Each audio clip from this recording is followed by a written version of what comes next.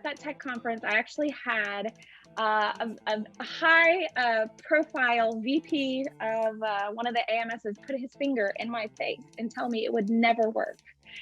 And I said, well, too bad, I'm going to try it. And I don't need your good graces to go and try it.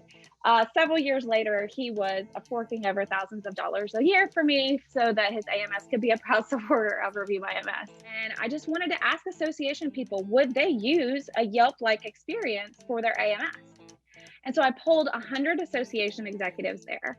And during that time, all 100 said resounding yes.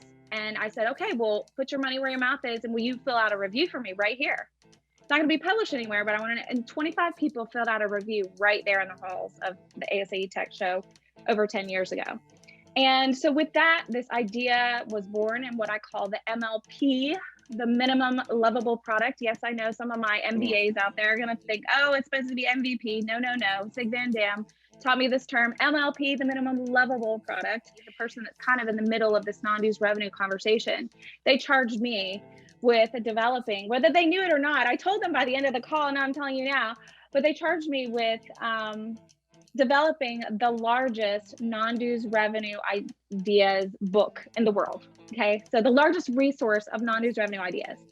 So by the end of this year, and we're already working on it, I've got over 300 ideas that have been pulled together through ideation sessions, through education that has been shared, and associations sharing really amazing case studies about how they're making serious bank for their organizations so they can continue to propel their organizations forward. Is really, really cool and rewarding. So that's what we're working on. That's like the big picture. But slap that on the association executive's desk, and by golly, we've got nothing but a giant book of non-dues revenue ideas. You know, I just want the listeners to know that when I create something, it's not with brand in mind. It comes from a place of the heart and something somewhere that has said to me from this community that it's needed. It's never the reverse of like, oh, I want to build this product or this service so that I can make money for the association community and hopefully they'll embrace it.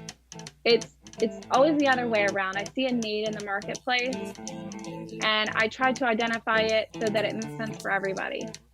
And so I don't ever look at my identity crisis as a basket full of brands.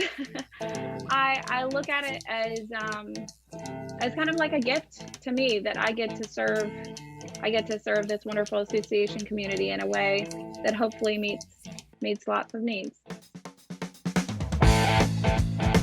I'm ready.